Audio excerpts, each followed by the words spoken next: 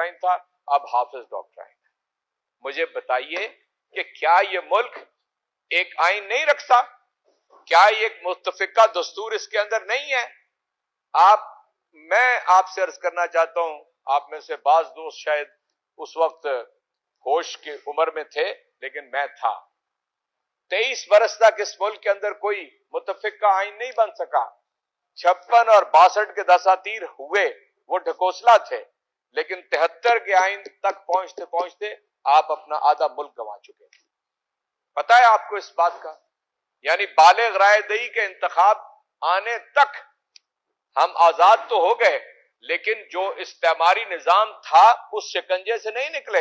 मुरब्बों के मालिक वोट दिया करते थे, दौलतों के बैंक अकाउंट रखने वाले वोट दिया करते थे। गरीब आदमी तो वोट देने की 23 बरस तक इस मुल्क के अंदर इजाजत ही नहीं थी सिरे से।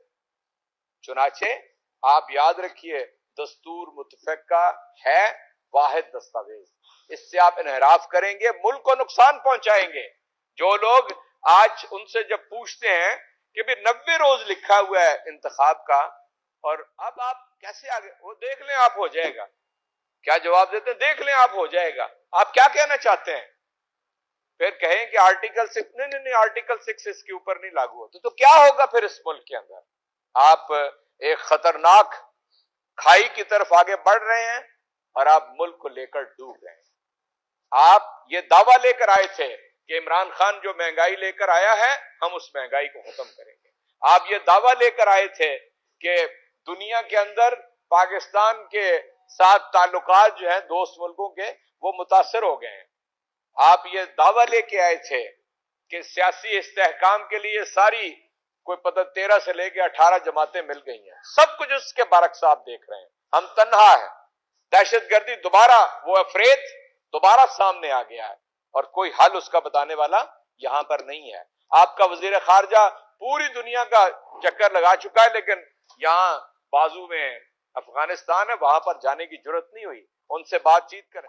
यानी दोहा टॉक्स इमरान खान का एक कारनामा तारीख के अंदर लिखा जाएगा और उसके नतीजे में अमन कायम हुआ। पाकिस्तान की इतनी वाहवाह हुई कि हमने तकरीबन 55,000 डिप्लोमेट्स, एनजीओज के एग्जेक्टिव्स और इस दर्जे के लोगों को अफगानिस्तान से इस्लामाबाद के जरिए दुनिया में हमने सेफ एग्जिट दिया।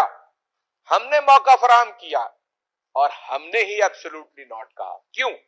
इसलिए कि हमें अंदाजा था कि अगर खारजा पॉलिसी वापस उसी नहज पे जाती है तो दहशतगर्दी भी वापस उसी नहज पे आ जाए। चुनाचे मैंने आपके सामने 4 निकात रखे हैं। अदालतों को आजादी होनी चाहिए काम करने की, कि जो पामाल करने की कोशिश की जा रही है, टेलीफोनों के ऊपर अहकामात देने वालों की औलाद आज हदफ बना रही है। जो लोग ब्रीफ केस भर के दे के आए थे, उनकी औलाद आज हदफ बना रही है अदलिया को। और दूसरी बात मैंने आइन की आपके सामने रखी है। किसी तरह की भी मावरा जो कुव्वतें हैं, उनकी मुदाखलत की बात आपके सामने रखी है।